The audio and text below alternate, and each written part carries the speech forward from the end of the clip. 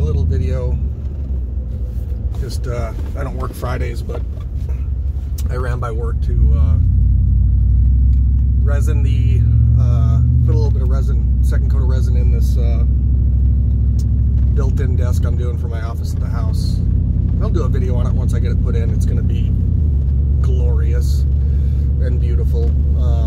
So that's awesome. But what I wanted to talk about as I was driving home is kind of, again, food scarcity, food prices, and then you know, coupling that with kind of AI emerging and growing. You know, again, I recommended App 2030 and Ice Age Farmer. These guys are following and covering all the articles and news that are coming out about this, and you've got to be aware.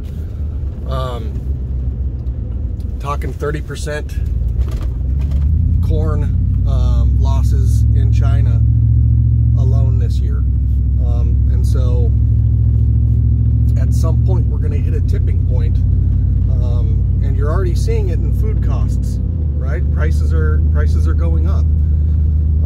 Packages are getting smaller to disguise the prices going up.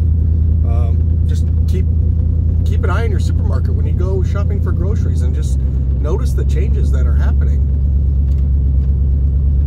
and what that's going to do to your budget, because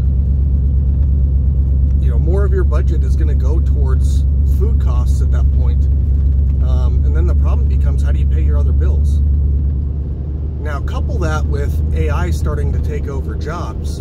I mean, you already have things like robotic process automation, to where computers can be programmed to perform a process, right? All the steps of a process, automatic. I did it when I was doing it 3 years ago in consulting. So think about where it's at probably now.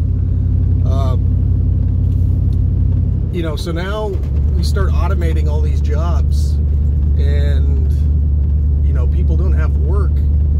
I think that's one of the reasons why you keep hearing this call for a minimum pay for people just to be alive.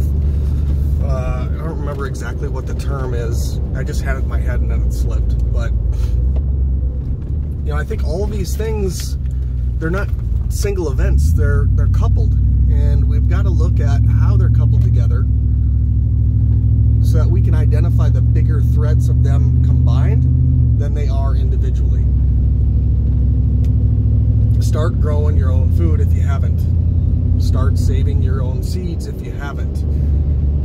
Start getting other people to do the same thing. You know, we have what? 60 practices of growing our own food in our lifetime. 60 practices. How many practices do college football teams have before their first game? Think about that. Anyway, you guys have a great weekend. I'm going to have some videos coming out this weekend. We got a beet harvest coming up. I got to go pull a ton of garlic, and then we're going to be canning those beets with my special recipe, which is unbelievably awesome. So take care, and look for those coming out.